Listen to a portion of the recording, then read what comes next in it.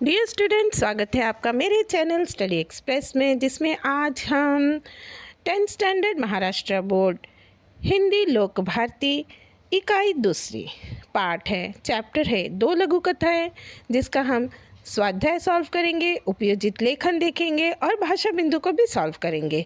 इससे पहले भी मैंने आपके जो 10th स्टैंडर्ड है उससे रिलेटेड चैप्टर्स के वीडियो बनाकर अपलोड कर दिए हैं। उसमें आपको भाषा बिंदु, स्वाध्याय और उपयोजित लेखन सभी मिल जाएंगे। वीडियो आप जाकर देखिए, वीडियो पूरी देखिए, वीडियो को लाइक करें, दोस्तों के साथ शेयर करें और चैनल को सब्सक्राइब करना बिल्कुल ना भूलें। तो चलिए शुरू करते हैं हम आज का हमारा चैप्टर दो लघु।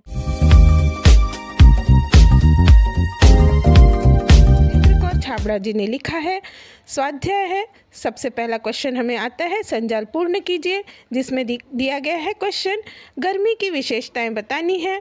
तो गर्मी की विशेषता सबसे पहली है भीषण, दूसरा है अंगारों से तपन, तीसरा उमस और चौथा है रातों में गर्म लू। मौसम ऐसा था, उत्तर लिखना है आपको। सेकंड में मौसम कैसा था? मौसम लिजलिजा था, घुटन भरा था। अब आगे चलते हैं, कारण बताइए। कारण बताइए में क्वेश्चन है आपका, युवक को पहले नौकरी न मिल सके, इसका कारण क्या है? तो युवक को पहले नौकरी न मिलने का कारण है कि हर जगह भ्रष्टाचार व रिश्वत का बोलबाला था।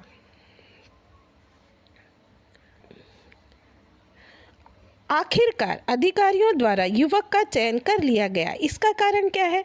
तो युवक ने अधिकारियों द्वारा पूछे गए प्रश्नों का सही उत्तर दिया था, इसलिए अधिकारियों द्वारा युवक का चयन कर लिया गया। कृति पूर्ण कीजिए। लेखक के मन में परिवर्तन के कारण, लेखक के मन में परिवर्तन आया, इसका क्या क्या कारण था? तो सबसे पहले हम देखते हैं, फर्स्ट पॉइंट जो हमारा है लेखक के मन में परिवर्तन आने का कारण ये है पर्वतीय स्थल का प्राकृतिक सौंदर्य। नेक्स्ट है गर्व से सीना ताने खड़े हरे भरे पहाड़, गर्व से सीना ताने खड़े हरे भरे पहाड़।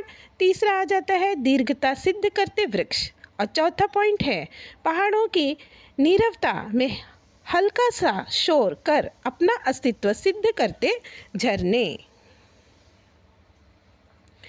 प्रवाह तालिका को पूर्ण करना है।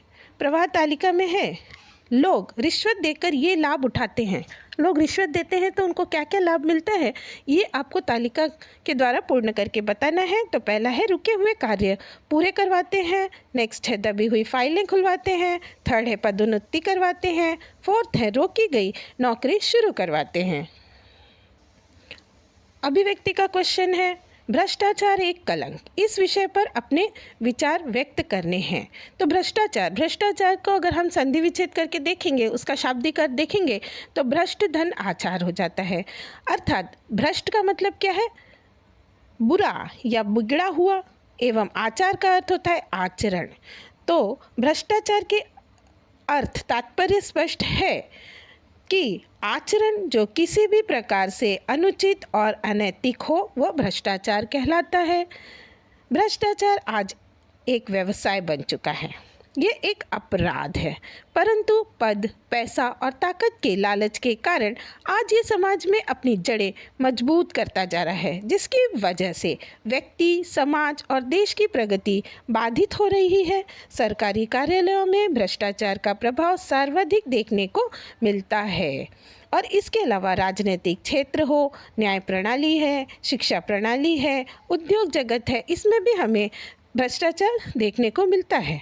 तो इससे निपटने के लिए व्यक्ति को स्वयं के कर्तव्यों का भान होना आवश्यक है। साथ ही भ्रष्टाचार के खिलाफ कानून हमें बनाने पड़ेंगे और अधिक कड़ा रुख अख्तियार करना पड़ेगा इन कानूनों को लागू करने के लिए। आगे हम बढ़ेंगे भाषा बिंदु की तरफ। अर्थ के आधार पर निम्न वाक्यों के भेद लिखिए। तो अर्थ के आधार पर हमें वाक्य भेद करने हैं। क्या पैसा कमाने के लिए गलत रास्ता चुनना उचित है? तो यहाँ पर आपको प्रश्न चिन्ह दिख रहा है, तो ये हो गया हमारा प्रश्नार्थक वाक्य। नेक्स्ट है इस वर्ष भीषण गर्मी पड़ रही थी, ये हो गया आपका विधानार्थक वाक्य। आप उन गहनों की चिंता ना करें, ये हो गया आपका निषेधार्थक वाक्य। सुनील जरा ड्राइवर को बुलाओ, ये आज्ञार्थक वाक्य हो गया। अपने समय के लेखकों में आप किन्हें पसंद करते हैं, यहाँ पर भी आपको क्वेश्चन मार्क दिखाई देगा, तो ये हो गया आपका प्रश्नार्थक वाक्य। सैकड़ों मनुष्यों ने भोजन किया, ये हो गया आपका विधानार्थक वाक्य। काकी उठो भोजन कर लो, ये है आज्ञार्थक वाक्य। आगे है वाह कैसी सुगंध है, विस्मयार्थक वाक्य। तुम्हारी बात मुझे अच्छी नहीं लगी, निषेधार्थक वाक्य। आगे है कोष्ठक की सूचना के अनुसार निम्न वाक्यों में अर्थ के आधार पर परिवर्तन करना है। थोड़ी बातें हुई, इसे हमें निषेधार्थक वाक्य में बदलना है। थोड़ी बातें नहीं हुई, मानू इतना ही बोल सकी, इसे प्रश्नार्थक वाक्य में चेंज करेंगे। मानू कितना बोल सकी। मैं आज रात का खाना नहीं खाऊंगा, इसे हमें विधानार्थक वाक्य में चेंज करना है। मैं आज रात का खाना खाऊंगा। गाय ने दूध देना बंद कर दिया, इसे हमें विस्मयार्थक वाक्य में चेंज करना है। सचमुच गाय ने दूध देना बंद कर दिया। आगे है तुम्हें अपना ख्याल रखना चाहिए, आज्ञार्थक वाक्य बनाना है, तुम अपना ख्याल रखो। प्रथम इकाई के पाठों में से अर्थ के आधार पर विभिन्न प्रकार के 5 वाक्य ढूंढकर लिखने हैं। तो विधानार्थक वाक्य का उदाहरण मैं बता रही हूँ। सबसे पहले विधानार्थक वाक्य लेंगे। लक्ष्मी के शरीर में एक सिरहन सी दौड़ गई, ये पहला हो गया। दूसरा आता है उम्र के साथ तू भी बुढ़ा गई है, निषेधार्थक वाक्य। फर्स्ट है उसे अपने साथ ले जाना भी संभव नहीं था, मुझे तुम्हें गाय नहीं बेचनी चाहिए, ये सेकंड हो गया। प्रश्नार्थक वाक्य की तरफ चलते हैं।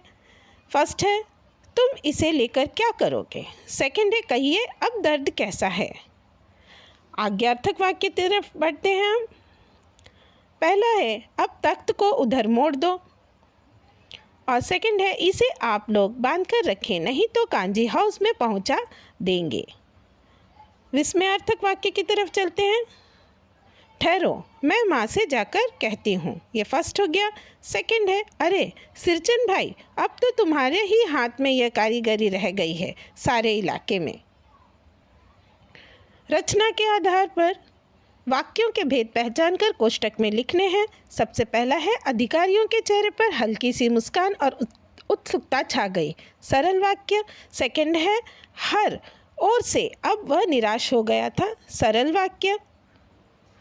उसे देख देख बड़ा जी करता कि मौका मिलते ही उसे चलाऊं, ये हो गया मिश्र वाक्य आपका। फोर्थ है वह बूढ़ी काकी पर झपटी और उन्हें दोनों हाथों से झटक कर बोली, संयुक्त वाक्य हो गया।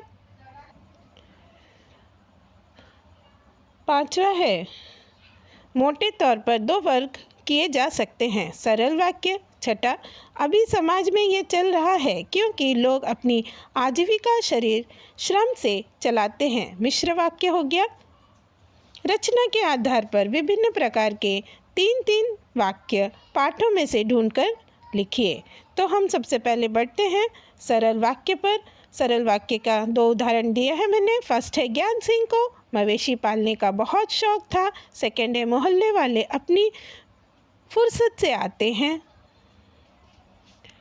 थर्ड है अरब सागर देखने का उत्साह बढ़ता ही जा रहा था। अब हम बढ़ते हैं संयुक्त वाक्य की तरफ। फर्स्ट है सुबह से लोग अपने वाहनों की सफाई कर उनकी पूजा करते हैं और शाम को भगवान की एक पालकी मंदिर ले जाई जाती है। तो ये हो गया हमारा संयुक्त वाक्य। पहले एक आदमी मालिक होता था और उसके दर्जनों गुलाम होते थे, ये सेकंड हो गया। थर्ड है बाबूजी खुद इम्पाला का प्रयोग न के बराबर करते थे और वह किसी स्टेट गेस्ट के आने पर ही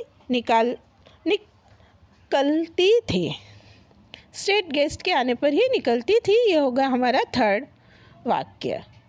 अब हम बढ़ते हैं मिश्र वाक्य की तरफ। मिश्र वाक्य है फर्स्ट है मैं सोचने लगा कि पर्यटन का भी अपना ही आनंद है।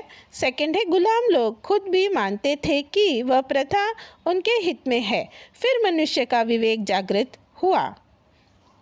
थर्ड वाक्य हम देखते हैं। दर्द के मारे एक तो मरीज को वैसे ही नींद नहीं आती, यदि थोड़ी बहुत आ भी जाए तो मिलने वाले जगा देते हैं। फोर्थ है, अगर पैसे के बल पर हम सामग्री खरीदते हैं तो उस पैसे की जड़ भी अंत में श्रम ही है। ये हो गया हमारे मिश्र वाक्य के उदाहरण। अब हम बढ़ते हैं हमारे उपयोजित लेखन की तरफ, जिसमें हमें जल है तो कल है इस पर निबंध लिखना है। भारत एक कृषि प्रधान देश है। हमारे देश की तकरीबन आधी जनसंख्या अपने जीवन यापन के लिए कृषि पर निर्भर है। कृषि के लिए जल की आवश्यकता होती है। जिस प्रकार भारत जल के संकट से जूझ रहा है, वो दिन दूर नहीं जब हम आने वाले भविष्य की कल्पना भी नहीं कर पाएंगे। पुरानी किंवदंती याद आ रही है। एक कौवा प्यासा था, घड़े में पानी थोड़ा था। इस कहानी में कौवे ने जिस तरह 2 घूंट पानी के लिए संघर्ष किया था, आज हमें भी उसी परिश्रम की आवश्यकता है। अपनी अमूल्य धरोहर जल को बचाने के लिए जल का प्रयोग सिर्फ पानी पीने के लिए और खेती के लिए ही नहीं, बल्कि कल कारखाने, बिजली तथा अन्य उत्पाद करने तथा जानवरों, कीड़े मकोड़े आदि सभी को जल की आवश्यकता होती है। घर में एक दिन अगर पानी ना आए तो सारे काम जो हैं बंद हो जाते हैं। जल के बिना सभी सजीवों का अस्तित्व समाप्त हो जाएगा। जनसंख्या में वृद्धि होने के कारण पानी के संसाधनों में भी कमी होती जा रही है। यदि हमने जल संरक्षण का कोई साधन नहीं ढूंढा तो आने वाले दिनों में पानी की एक एक बूंद के लिए हमें तरसना पड़ जाएगा। पर्यावरण संतुलन के बिगड़ने के कारण पर्याप्त मात्रा में वर्षा भी नहीं हो रही है, जिसके कारण जमीन में जल का स्तर गिरता जा रहा है। जल के संकट को ध्यान में रखते हुए यह कहा जा सकता है कि भविष्य में पानी के लिए युद्ध होना तय है। जल प्रदूषण के कारण जल में रहने वाले अनेकों जीव जंतु मर रहे हैं। लोग जल प्रदूषण के कारण बीमार हो रहे हैं। जल संकट को दूर करने के लिए हमें आगे आना होगा और उसके लिए हमें जल संसाधनों की रक्षा करनी होगी। बहुत सी ऐसी सामाजिक संस्थाएं हैं जो जल संरक्षण की ओर अपना प्रयास कर रही हैं और सफल भी हो रही हैं। वे जनता को जल बचाने के लिए जागरूक भी कर रही हैं। वे ऐसे आयामों की व्यवस्था भी कर रही हैं जिससे वर्षा के पानी को इकट्ठा करके जल संकट से निपटा जाए। कहा गया है कि आवश्यकता ही आविष्कार की जननी है। यदि हम ये मानते हैं कि जल है तो कल है, तो हमें आविष्कार करने होंगे। आविष्कार से तात्पर्य यहाँ वैज्ञानिक आविष्कार नहीं है, अपितु वैचारिक आविष्कार से है, जिसमें हम जल ही जीवन के महत्व को स्वीकारते हुए जल के संवर्धन को अपना परम कर्तव्य मानेंगे और हमें ये मानना होगा। इसी के साथ हमारा ये जो चैप्टर है ये पूरा होता है। वीडियो ज़रूर देखें, वीडियो को लाइक करें, दोस्तों के साथ शेयर करें, चैनल को सब्सक्राइब करना बिल्कुल ना भूलें। Thanks for watching the video. धन्यवाद।